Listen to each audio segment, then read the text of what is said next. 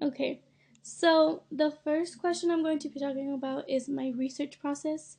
And the first thing that you taught us was picking a topic.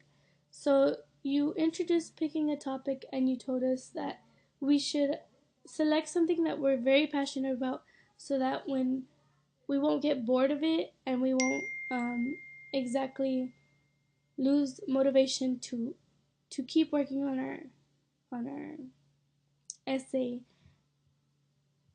and basically we'll have motivation throughout the whole semester. Like if we're really passionate about it, nothing will stop us from wanting to work on it. So I'm very passionate about two things: teaching and music. So I knew that I wanted to do something with both of those intertwined. So I had something like, how does music affect our mood, or something like that. And what you did was you helped me relate that to learning. So my first question was, where I brainstormed, and it's, how does singing affect students' learning? Because that's more so what we came up with. And so I had ABC, which was some like options for me to do the research on, and it was stress levels, happiness, teach them something, and have them sing in the middle of it.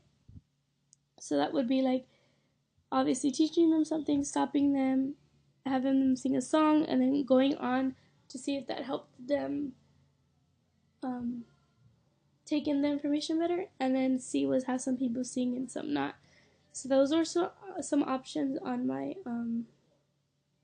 research, and then I put the name, the age groups that I wanted to work on. So that was the first step of for picking a topic when in my research process. The second one was developing my question more. So when we went to that CompCon, I think that's what it's called. Yeah, that CompCon thing, I was able to go with another professor or two professors. One of them honestly confused me a lot, but the other one really helped me, and she helped me get my thoughts together and make my question a lot um, more specific, and yeah, specific. So I have the paper here right next to me, so I'll read it to you. So she helped me come up with a, a more detailed question. So from how does singing affect students' learning, we came up with, how can implementing music in the classroom affect or impact student learning? And then she gave me some ideas, was using songs to learn complex material, and how does music simulate the classroom environment. So those were some topics that she suggested for me to touch on, and I actually used. I'm pretty sure I used the first one. I might have used the second one. Well, no, mm, not in the way she was telling me to use it, but in my way, I used the second one as well. So that really helped me get my thoughts together, and it allowed me to learn how to make my question more specific to reach my audience better, or to put my what I was researching across to the readers, if that makes sense. So after developing the questions, I then learned about secondary sources and in my research process. So using academic sources and not just some articles. I remember you had Mabel, you used Mabel as an example, and you like looked up whatever article, and we did the crap sheet. So this is the crap sheet, and the crap sheet is basically a paper that helps you see if an article or a yeah, basically an article is credible or not. So when I would look for secondary sources in my high school life or whatever, I wouldn't really care if it was credible or not, because if it was on the internet or if it was published, like it was automatically credible to me. I didn't think that there was really people who lied or who didn't know what they were talking about on like a article website or something. So this really um, helped me see if it was credible, and it's something that I really never done, and it introduced a new method of finding my secondary sources.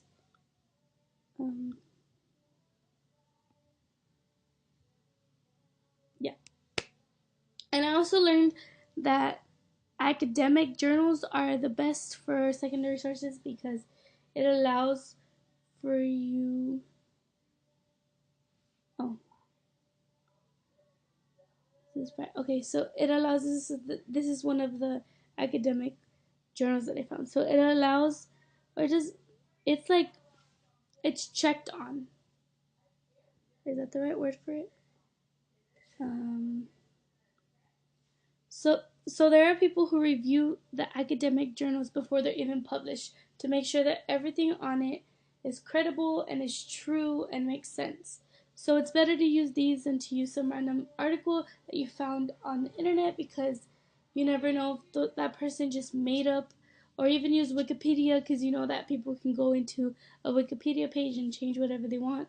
All they have to do is sign up on the website. So I learned how to find very good secondary sources in my research process, which obviously made my paper stronger because it helped me develop more. It helped me use I used the gaps in my secondary sources to strengthen my argument. So it straightened my whole essay at the same time. Then the last one is primary research. Developing a research plan that is effective to my question. So I was able to make a product that actually helped my what my question was asking. And when I did this in high school, I would automatically go to a PowerPoint or a pamphlet because it was the easiest thing to do, copy paste, done with it. But in your class, you didn't want that. So I actually had to think of something. And what I thought of was this, and it was in my video. This is so this is what I made, and it was a bucket.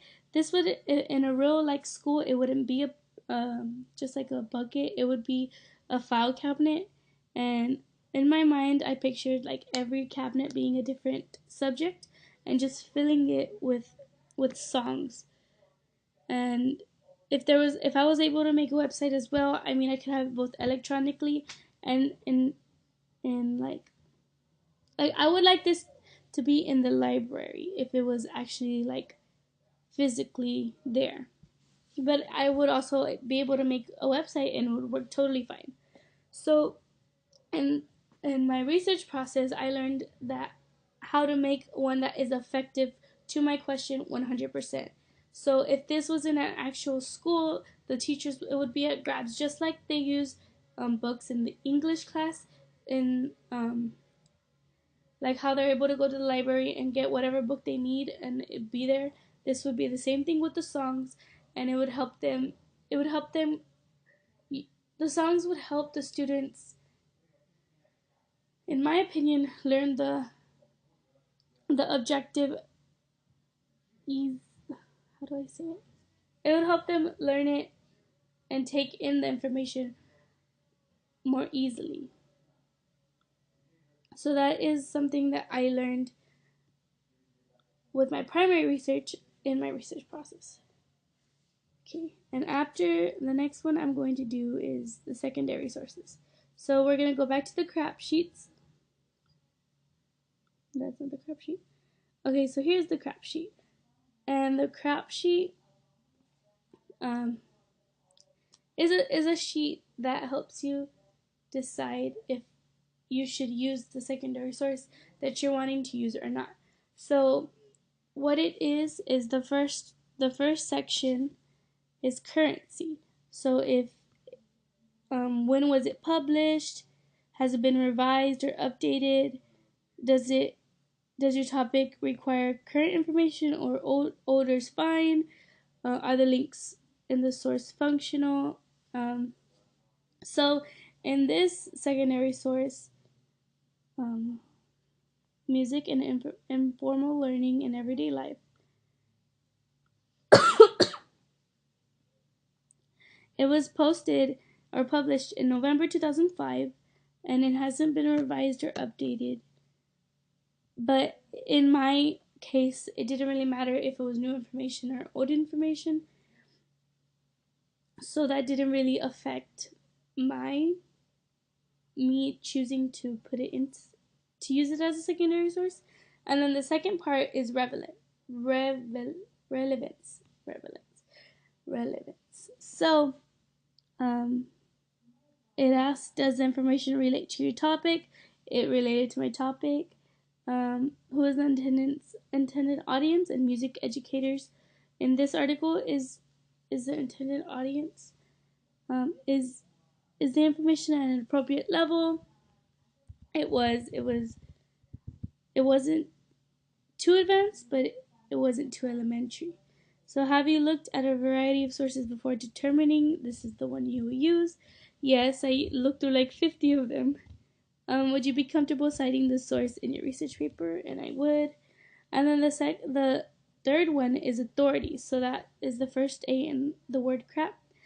And how credible is the source? So who is the author, publisher, source, sponsor? I put the authors in the source. What are their credentials? They are professors. Are they qualified? Yes, they had a bunch of other articles on music and learning, and then their contact information. And then a currency is how reliable, truthful, and correct is the content. So where does the information come from? Studies and books. Is the information supported by evidence? It was. Has the information been reviewed? Yes, it's an academic journal. All of my secondary sources are academic. Can you verify any information in another source or personal knowledge? Yes, I could. Does the language or tone seem unbiased and free of emotion? And it was, I would say it was a little bit biased, or it had some emotion because they're really passionate about music. So they believe that we learn from music in class and outside of class, that music helps 24/7 in our lives, in any area of our lives. So are there spelling errors? No, there wasn't. And then the next one is purpose. What are the reasons the information exists? And what is the purpose of the information? It was to inform / persuade. Does the authors / sponsors make their intentions and purpose clear? Yes, informal learning as it is situated in and derived from life experience. And is this information fact, opinion, or propaganda? And it was fact and opinion. Does the point of view appear objective or impartial? No. Are there political and all that? And I put no as well. And then after I did the crap sheet, I decided that even though some of them, like, it was old and it was somewhat biased, I still decided to use it because it I felt that it was a good secondary source to implement into my research because of the information that it did have. Learning how to break down a source and looking for gaps.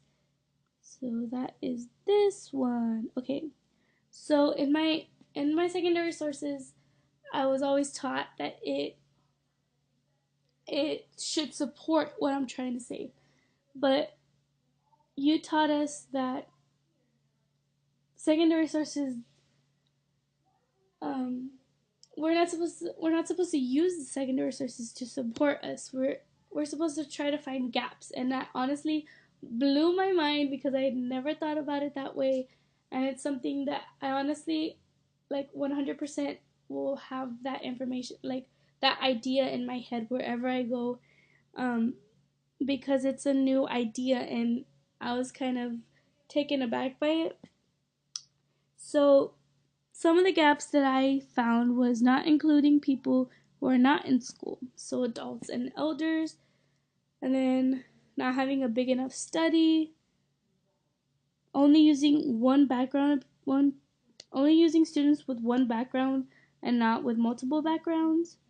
Um, they only used, and then one of them only used low social economics class, and they could have used like the rich, the poor, the middle class, whatever. And then yeah, so those were some of the gaps that I found, and it honestly helped strengthen my essay because I used two groups. One of them was preschool, and the other one was 13 all the way to 21. So I used different people. They had different learning styles. They were different ages, different backgrounds. I used students that were. It was all well rounded. So after the gaps, okay, I already explained how I used that to my advantage. So it helped strengthen my where's the gaps? It helped strengthen my argument because I used those things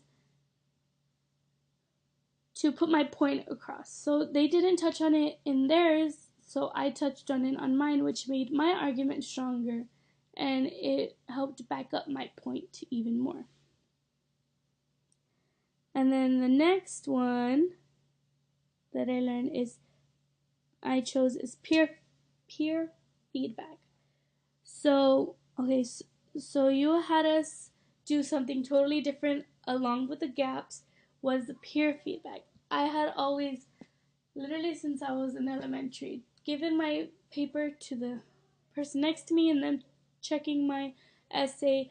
And I remember my friend, he was like, "Oh, I just read the words backward to see if you misspelled anything, and that's how I checked your paper."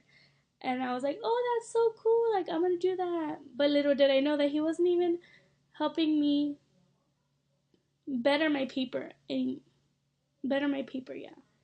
And it could, if we knew that we could do this back then, it would have helped us a lot more with how we write, and our writing would have developed so much more than it did at that time. So what you had us do was you had us pick a part in our essay that we did not like. So for example, first draft. Okay, so my first comment or my first part was my intro. And my intro was honestly something that I could not even think of. It was the last thing I worked on this essay because I didn't know what to write. And I was so, like, I had a writing block. Is that what it's called? Writer's block? I don't remember. But I had to write it last because I didn't know how to start it. And then I made this connection and I was like, oh, this is a good one. Let me see. Blah, blah. I wrote it down really fast. So I wasn't really happy with it. So this is what I asked you actually. So I highlighted it and then I asked you and I told you that I wanted to know your thoughts. That I already read it and I couldn't seem to find a way to make it better. And I would like you to give me your perspective on what part of this intro that is really crappy and needs work. I would like it if you would start off a sentence of the part, give me an example, and if you could, how can I make this intro really capture the attention of the reader? And you told us that we could ask for anything and we would get it in return. So instead of just handing it and then doing grammar and whatever, not really helping you with it, you told us to ask what we wanted out of their help. So we got a different perspective and a different thought than than we had with ourselves. So it actually helped us in the long run, because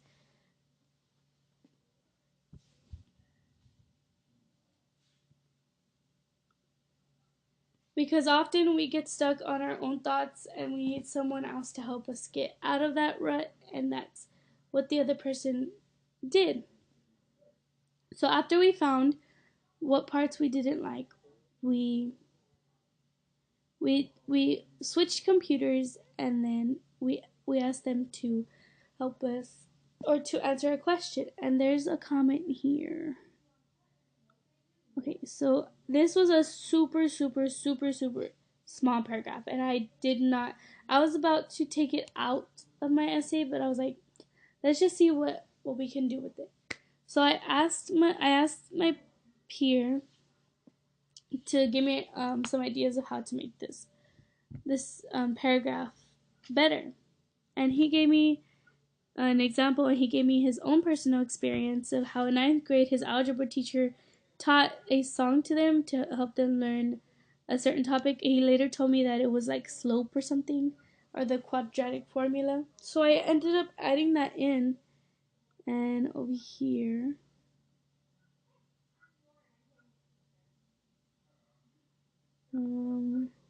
let me see, how did it start? It's after my little fourth grade. Okay, so is the this is the paragraph that came out of that. So it was this little, and it went all the way to that. So I kept the first part a little the same, and then I added, there was even a time in high school when my math teacher saw that we were not remembering a formula for slope and quadratic formula. So to fix that, she showed us a song that would help us remember. I realized then that for me, implementing music into my learning really allowed me to take in the information. So that teacher involving music in our learning allowed for it to become so much more interesting to me. It also allowed for me to have a great learning experience. So that paragraph developed, or I was able to develop that paragraph with the help of my peer, um, way more than if I had only had myself. So I would have lost two examples if I had just taken out that paragraph because I didn't have any help from my peers. So in the long run, it really did help my essay out. There's also one here. These two actually go together. So this is a very puny paragraph as well. And it ended up being like this. And it's not just so that my essay can be longer, it can have so much more pages because I'm so smart. The more pages I have, the smarter I am. No, I wanted to develop it where I could get my whole point across and not leave any gaps where they were left with questions. So I felt like um, this peer feedback really did help me. Um, I I had a lot of trouble with developing some of these paragraphs, with the paragraphs that I asked for help on, and this what honestly, I would take this with me whenever I need help on another essay. I will send them the paragraph to my friend or something and have them answer the questions that I have. Or in another no, I don't think I'm taking any more English classes. But when I'm like writing my thesis or whatever, I think I will use this technique again because it will give me what I want, and they just won't go straight to grammar. They'll actually give me some feedback that I will be able to use and make my essay better. Um, so yes, all these things, my research process, secondary sources, and peer feedback is something that I will honestly, for sure, take on with me to in the future, and I will use it for the rest of my life, and I will even teach my students it if I teach high school or college. I don't know yet. I'm pretty sure I'm just going to teach elementary, but maybe I can even, if I teach fourth grade, I'll implement that peer feedback so that they can get good peer feedback. And yes, this is what I learned, and honestly, I'm very, very glad to have taken your class. Um, you helped me a lot in this English class. I was never, never, never very confident in my writing, and you totally changed the game for me. So thank you. And this is my final.